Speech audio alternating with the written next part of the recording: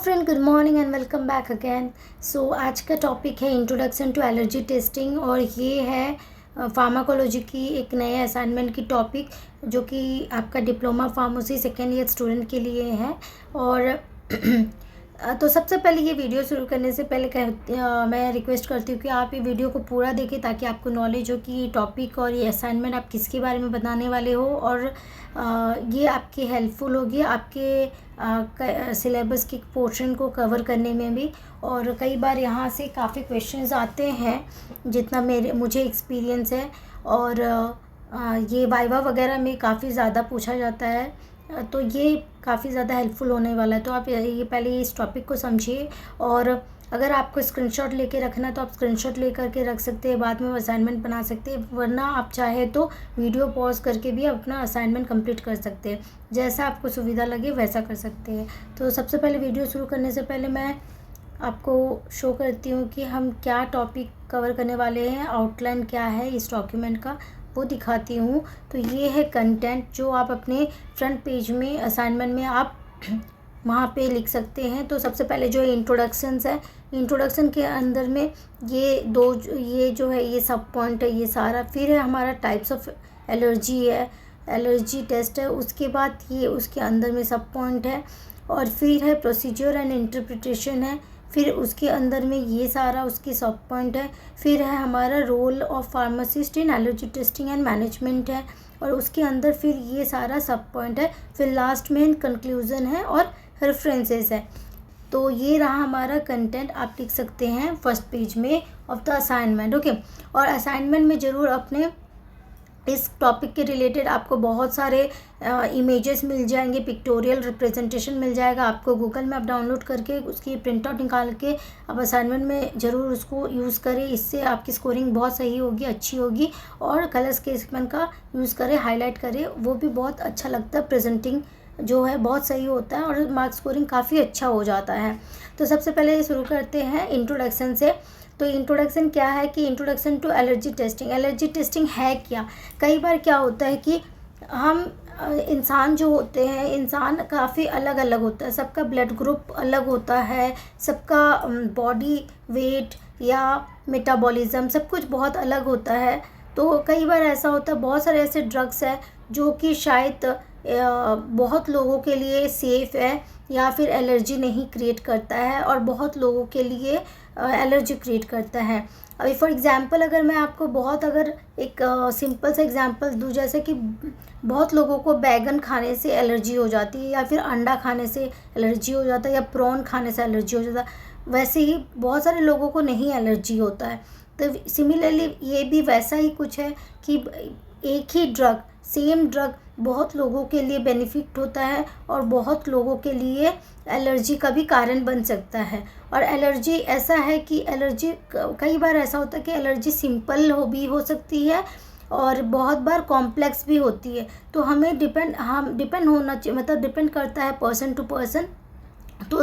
तो इसलिए हमेशा से ऐसा ही रिकमेंडेशन है कि जिस चीज़ की एलर्जी होती है, जो भी हम मतलब हमें जिस दवाई की एलर्जी होने की रिकॉर्ड है या फिर हो सकती है संभावना है, उस केस में हम पेशेंट के ऊपर पहले थोड़ी सी दवाई इंड्यूस करके उसकी पहले टेस्टिंग करें, उसका नेचर देखें। अगर लगता है कि हाँ पेशेंट सेफ़ है, एलर्जी नहीं है, तो फिर ठीक है। अगर लगता है कि नहीं उससे एलर्जी क्रिएट होता है, तो हमें वो दवाई नहीं देना है, उसके ऑल्टरनेटिव हमें कुछ और दवाई देनी होती है। तो कई बार आपने भी देखा होगा कि हमारी पहले थोड़ी सी इंड्यूस करके स्किन में पर्टिकुलरली एक स्किन में इंड्यूस किया जाता है, उसमें मार्किंग किया जाता है उस एरिया को, पहले उसको स्टडी किया, उसको बोलते हैं पैच टेस्टिंग करते हैं, स्किन टेस्टिंग करते हैं। तो वो बहुत बार ऐसा होता है कि स्किन में हमें ऐसे करके यहाँ पे डाला और उसकी मार्क्स कर देते हैं, सर्कल कर देते हैं उस एरिया को विथ पेन। तो वो टेस्टिंग होती है, अगर वो सही होता है तो फिर वो इंड्यूस करते हैं हमारे वेन पे, हमारे ब्लड में इंड्यूस करते हैं, वरना नहीं करते हैं। तो ये है इंट्रोडक्शंस, जिससे आपको काफ़ी मदद हो जाएगी कि ये टॉपिक क्या है ये आपको मोटा मोटा समझ में आ जाएगा। फिर हमारा allergy testing, understanding allergy and hyper sensitivity. जैसे कि मैंने बोला कि सेंसिटिविटी जो होती है वो बहुत तरह की होती है, सिंपल से लेके कॉम्प्लेक्स तक होता है। तो उसके ही बेस पे देखो यहाँ पे 4 कैटेगरी में डिवाइड किया गया है, टाइप 1, टाइप 2, टाइप 3, टाइप 4। ठीक है, तो ये चारों जो है इसे ऐसे में इसको डिवाइड किया गया है, तो इसे आप अच्छे से लिख सकते हैं अपने असाइनमेंट में। ठीक है, फिर है प्रिवेलेंस ऑफ एलर्जिक डिजीजेस। ठीक है, इसके बारे में आप लिख सकते हैं कि क्या है क्या नहीं है, वो आप इन डिटेल यहाँ पे लिख सकते हैं। इम्पॉर्टेंस क्यों है, क्या ज़रूरत है एलर्जी टेस्टिंग का, क्या हम डायरेक्टली ड्रग को दे सकते हैं, किसी के ह्यूमन बॉडी में इंड्यूस कर सकते हैं, या फिर एलर्जी टेस्टिंग कोई प्राइमरी बहुत ज़्यादा इम्पॉर्टेंट रोल प्ले करता है। तो ये इसके बारे में यहाँ पे लिखा गया है कि क्यों इम्पॉर्टेंट है। पेशेंट का ऑप्टिमाइजिंग फार्माकोथेरेपी, फिर काउंसलिंग पेशेंट, ठीक है, प्रिवेंशन ऑफ सीवियर रिएक्शंस। ठीक है, ये सबसे ज़्यादा है कि प्रिवेंटिंग ऑफ सीवियर रिएक्शंस ये है। फिर हमारा स्कोप क्या आता है, स्कोप के बारे में यहाँ पे लिखा है, स्कोप ऑफ एलर्जी टेस्टिंग, उसके अंदर में क्या क्या है ये यहाँ पे लिखा गया है। तो आप वीडियो को पॉज करके इसके बारे में लिख सकते हैं, यहाँ से मतलब आपको जितना लिखना लिख सकते हैं। आपको बड़ा लगता है तो थोड़ा आप स्किप कर सकते हैं, अपने हिसाब से जैसा लिखना आप लिख सकते हैं। तो यहाँ है फिर types of allergy testing. Types में आपके जो भी है, जैसे कि मैंने आपको बताया स्किन प्रिक टेस्ट, जो मैंने अभी थोड़ी देर पहले आपको एक्सप्लेन किया कि कई बार स्किन में देते हैं और फिर उसको सर्कल कर देते हैं उसके आसपास के एरिया को, ताकि ऑब्जर्वेशन हो कि वो कैसा रिएक्ट हुआ है ना। तो ये स्किन प्रिक टेस्ट हो गया है। फिर उसकी एडवांटेजेस और लिमिटेशंस के बारे में यहाँ पे बताया गया है। सिमिलरली यहाँ पे और भी टेस्ट है, इंट्राडर्मल टेस्ट है। ठीक है, इसके बारे में बताया गया है, इसके एडवांटेजेस और लिमिटेशंस के बारे में बताया गया है। फिर अब पैच टेस्ट के बारे में बताया गया है और उसके यहाँ पे एडवांटेजेस और लिमिटेशंस के बारे में बताया गया है। फिर अब blood test of specific IgE, ठीक है, सेरोलॉजिकल टेस्ट। तो कई बार ऐसा होता है कि ब्लड भी सबके अलग होते हैं, फिर एंटीजन अलग होता है, तो ये काफ़ी कॉम्प्लेक्स ना हो जाए, इसके बारे में बहुत उसको भी ध्यान में रख करके यहाँ पे मतलब जो है ड्रग टेस्ट किया जाता है, एलर्जी टेस्टिंग की जाती है। तो ये इसकी एडवांटेजेस है और ये है आपका लिमिटेशंस। ठीक है, और ये है क्लिनिकल एप्लीकेशंस। ठीक है, तो उस क्यों ज़रूरी है on clinical point of view. और फिर है हमारा procedure and interpretations of allergy, कैसे क्या प्रोसेस मतलब यूज़ करते हैं डॉक्टर, नर्स और मेडिकल स्टाफ ये टेस्टिंग के लिए, और कैसे इंटरप्रेट किया जाता है उस टेस्टिंग के रिज़ल्ट को, कैसे ये लोग इंटरप्रेट करते हैं। तो ये इसके बारे में प्रोसीजर के बारे में लिखा हुआ है। ठीक है, तो आप यहाँ पे वीडियो पॉज करके आराम से आप लिख सकते हैं। फिर ये भी इंटरप्रिटेशन है।